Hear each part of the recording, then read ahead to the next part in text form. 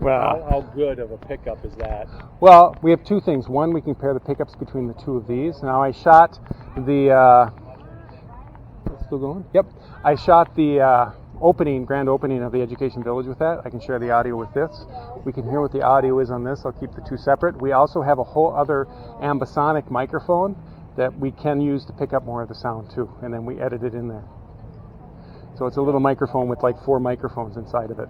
And you could place that on the victim. That way, if the victim's talking or the provider's talking, we tuck it someplace. You should be able to pick up both of those things. Well, actually, what ends up happening if we get it all right and we include it with either of these audio tracks, you can get it so if the patient's talking on this side of it, you can hear them more on that side. So you turn, then you get the full ambisonics looking at them. If you're talking off to the side, I can know you're off to that side and I can turn towards you. That's part of what happens with the 360 if you get the ambisonic set up right. With 4 microphones, you get that feeling of oral perception too. Which will be a little bit different because if the patient's even right here, it's always going to sound like it's in front. Yeah, and we can look at different ways of getting this up here. We got access to a big tripod or a big microphone boom that we can steal from the television studio. Well, they don't know that, but we'll steal it. But we could get it so it comes down more into this area.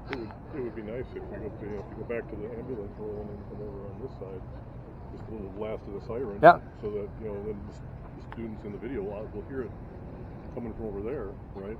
The students watching the video will hear it coming over there, and then they can learn and look. So if they're watching the global view, but we'd still have to build the audio environment so it matches as each of the different pieces we're doing.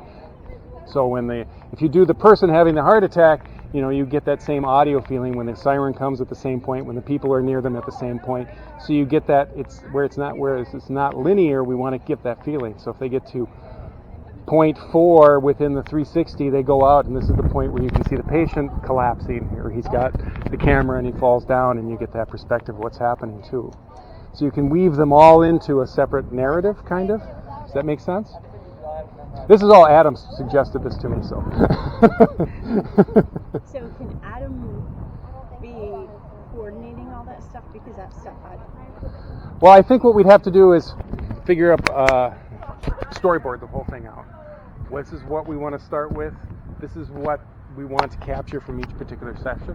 Does that make sense? So this is the learning part of it. When do we start to the provider part? They come running out of the ambulance. Are they wearing it there? Or do we worry more about it when he gets to this point, and we switch to them at that point?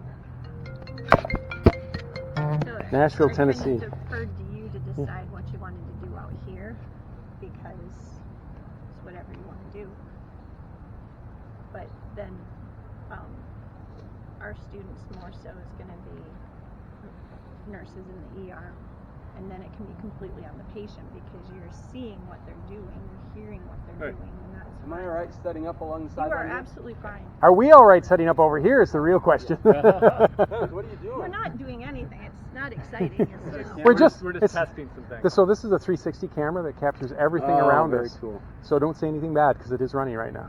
Then we're also playing with a different camera for getting that. So motion out here would certainly add a little bit more to it. So we're testing stuff.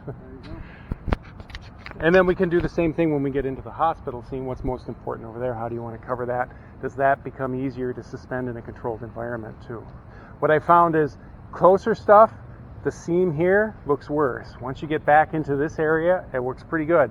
If I double my distance, then it's not as good. okay. So you're saying within about a 6 to 8 foot. 6 to 8 foot is pretty good. I think even for the audio at this point, if we get much further than this, it's pretty far away at that point. 6 to 8 feet. Yeah.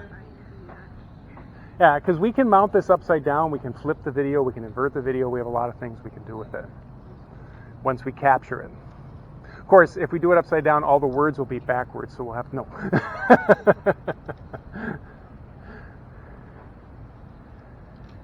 I think maybe it's trying to get somebody and get a strap for mine that we can strap it with people. I think just looking at what you end up having here will be helpful. Yeah, and that's the idea, to see what's going to work and what's not going to work, how much will work.